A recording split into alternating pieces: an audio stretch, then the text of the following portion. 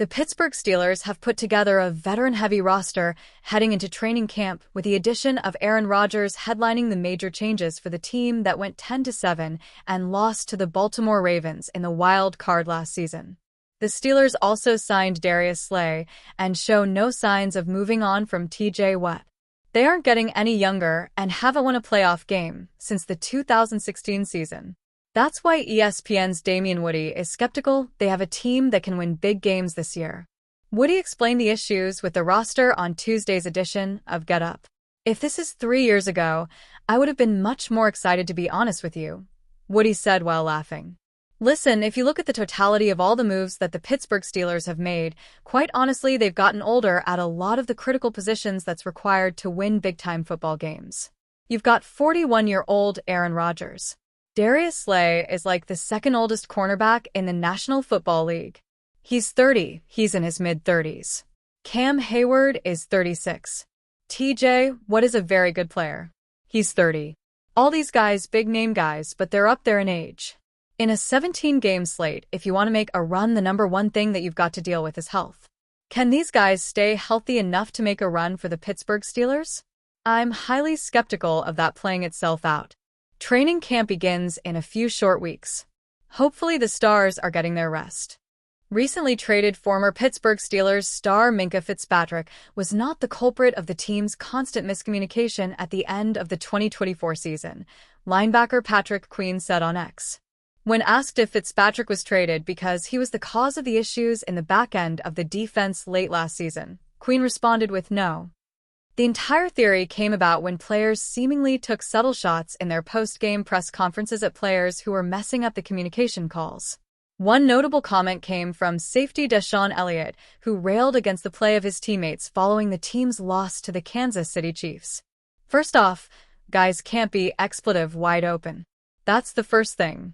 Just your job," Elliott said. "I thought we were communicating, but guys weren't doing their frickin' job." Queen himself said after the game that he could not explain it, and even though the players had kept talking about it, the same issues popped up. "Can't explain it, it's happening. We keep talking about it. Nobody is doing a thing about it. If nobody does anything about what they're supposed to be doing, then we don't have any room for it," Queen said. "I don't know if we have to keep saying it. We have said it the last 2 or 3 weeks. It is at a point where you realize it and go out there and play fast and play physical and do your job."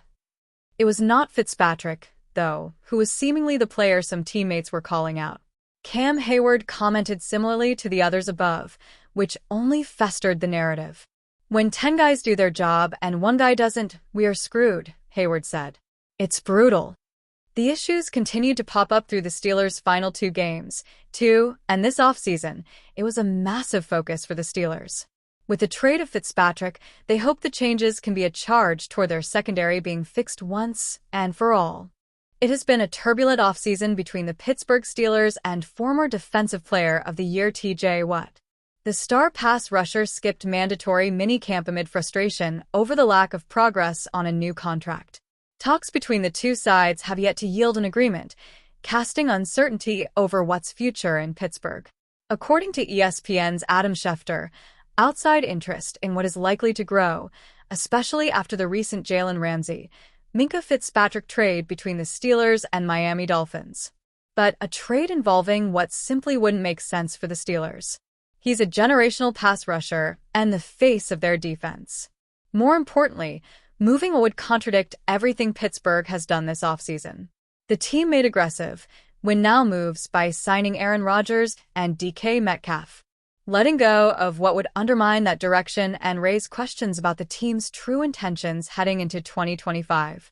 Still, if the Steelers were to make TJ Watt available, could the Green Bay Packers make a serious push to land him? According to Over the Cap, the Packers are projected to have $35.5 million in cap space for 2025, which would give them enough flexibility to pursue a player like Watt. However, acquiring him wouldn't be simple. Watt is entering the final year of his current deal, meaning any trade would require Green Bay to negotiate a new contract, likely one that makes him among the highest-paid defenders in the league. Beyond the financial commitment, The Packers would also have to part with significant draft capital and possibly even a wide receiver to meet Pittsburgh's asking price. Still, what is exactly the type of player who makes such trades worthwhile? Even at 30 years old, he's still one of the league's premier pass rushers and shows no signs of slowing down. He likely has at least a couple of high-level seasons still ahead of him. Last season, Watt recorded 57 pressures, comfortably surpassing Green Bay's leader in that category, Rashawn Gary, who had fewer than 50. Watt's consistency over the years is equally impressive, with at least 55 pressures in 4 of the last 5 seasons. Adding a proven force like him could elevate Green Bay's front seven to another level, providing the kind of game-changing presence the defense has been missing.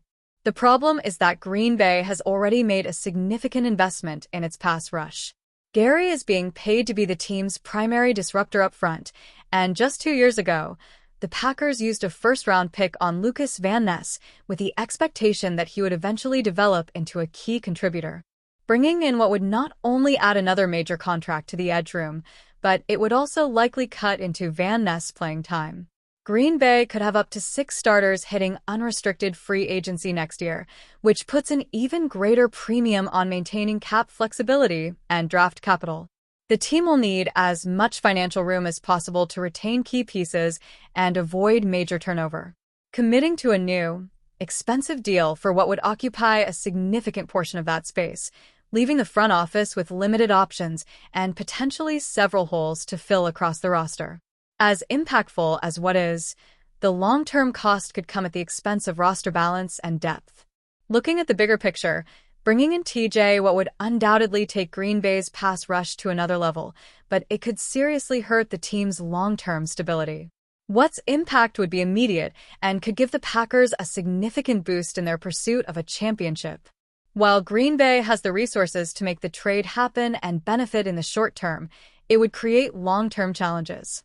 With several starters approaching free agency and young players eventually requiring extensions, managing the roster and salary cap in the future could become a significantly larger issue.